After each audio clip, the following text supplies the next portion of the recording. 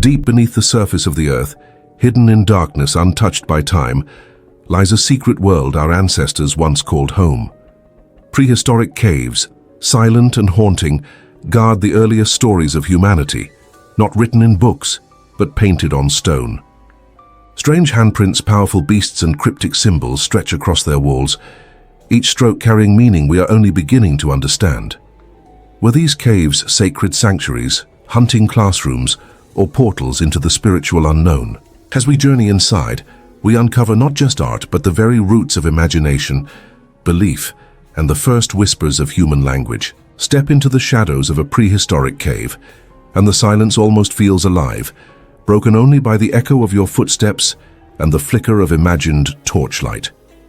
On the walls, painted in ochre, charcoal, and minerals mixed with animal fat, figures begin to emerge, bison charging forward, horses frozen mid-gallop, spirals, dots, and mysterious handprints that seem to reach out across time.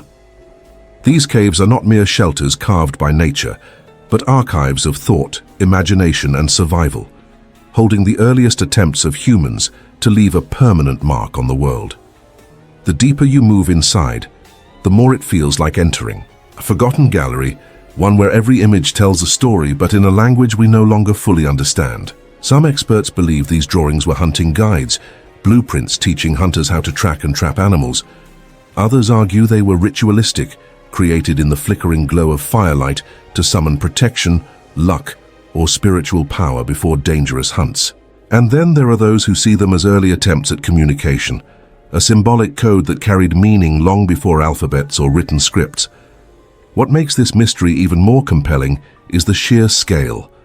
Thousands of caves across Europe, Africa, Asia, and the Americas reveal strikingly similar patterns, suggesting that different groups of early humans arrived at the same conclusion, that art could be a tool for memory, survival, and identity. But why did they go so deep? Why risk the darkness, the smoke, and the effort of carrying torches into chambers where no natural light reached? The answer seems to lie in the sacredness of space.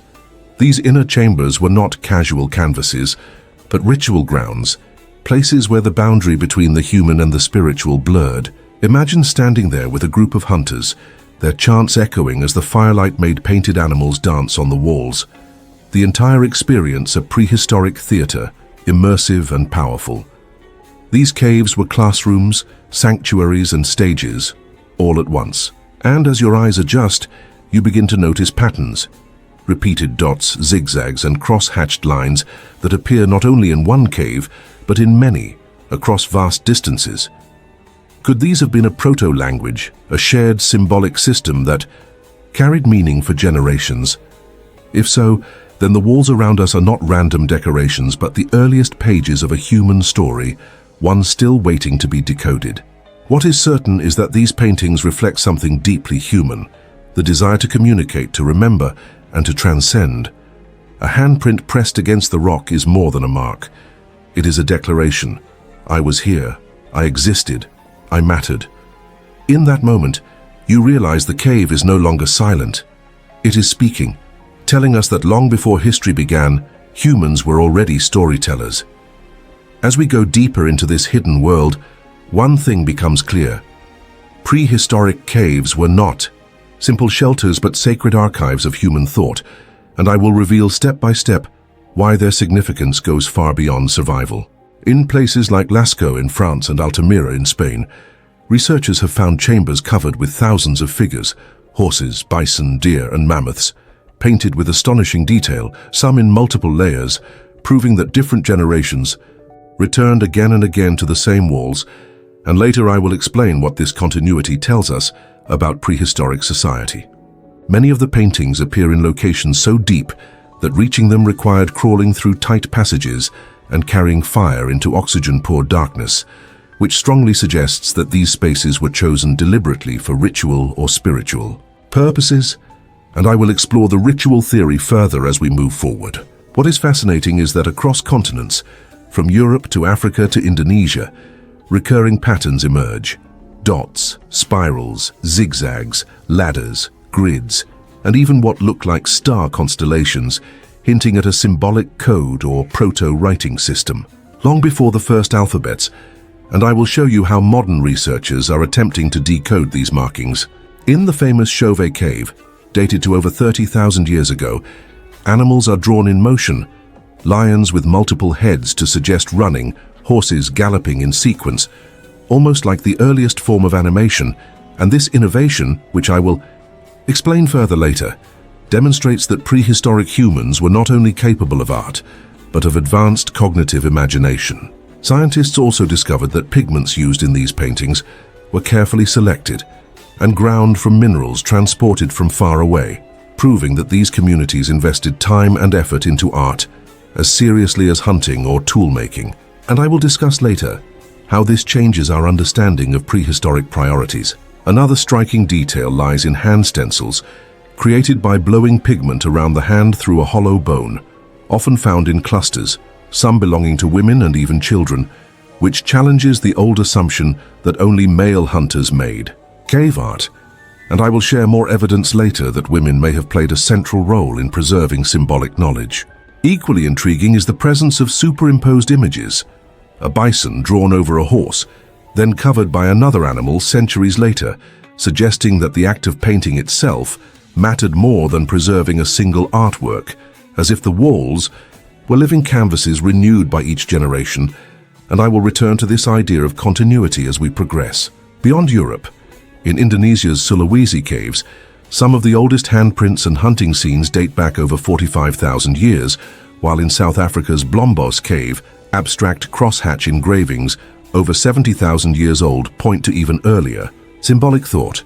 And as we move further, I will explain why these discoveries are rewriting the timeline of human creativity. Some researchers believe that cave paintings may have functioned as memory systems, visual mnemonics to store knowledge in societies without writing, while others argue they were part of trance rituals, where shamans, under altered states of consciousness, painted visions from spiritual journeys, an idea I will expand later with evidence from anthropology and neuroscience.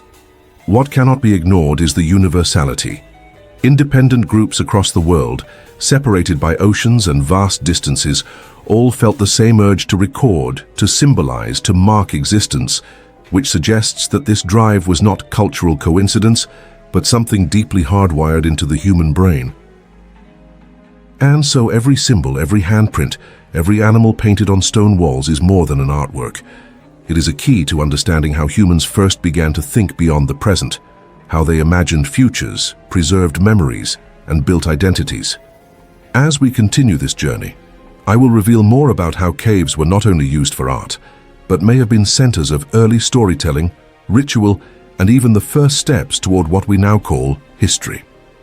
When we step even further into the hidden depths of these prehistoric caves, the evidence starts to tell us a story far richer than simple drawings, and I will reveal step by step how each detail unlocks new knowledge about the people who lived tens of thousands of years ago. In France, the famous Lascaux cave contains over 600 painted animals and nearly 1,500 engravings, created around 17,000 years ago, yet their colors still shine with vibrant reds, yellows, and blacks, thanks to mineral pigments like ochre, hematite, and manganese dioxide, carefully prepared and applied.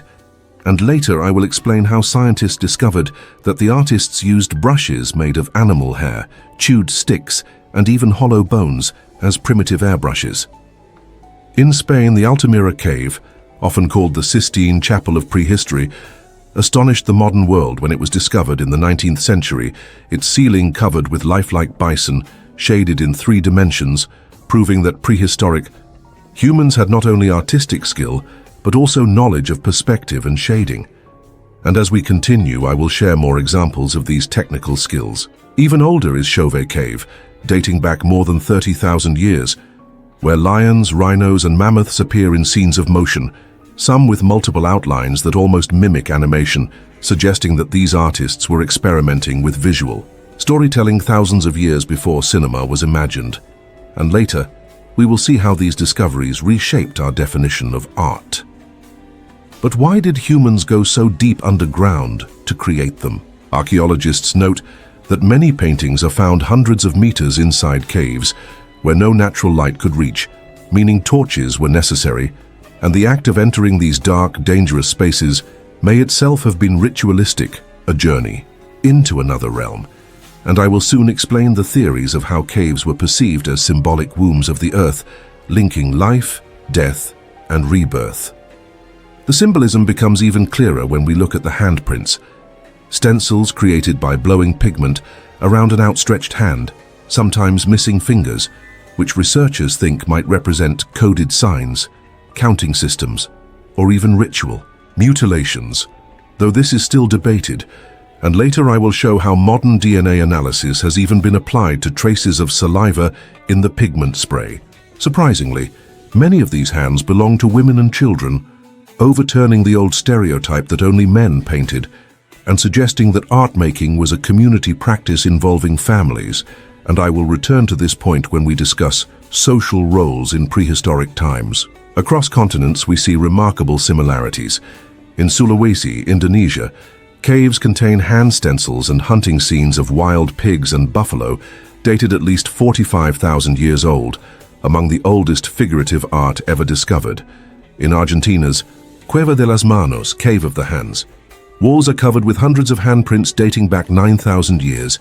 In South Africa's Blombos Cave, a piece of ochre engraved with cross-hatched lines more than 70,000 years ago has been found, considered the earliest abstract design known, and later I will connect how these global finds show that symbolic thinking is a universal human trait. What is also intriguing is the presence of abstract signs, dots, grids, spirals, ladder-like patterns, recurring across many sites and across thousands of years, leading some researchers to believe they represent a proto-writing system, an early form of communication. And as we go forward, I will explain the decoding attempts by modern scholars. Another fascinating discovery is the use of sound. In some caves, paintings are placed where echoes are strongest, hinting that rituals may have combined sound, chant, and visual art, transforming the cave into a theater of the senses. And I will later explain how scientists tested this by reproducing soundscapes in these chambers. Even the pigments themselves tell a story.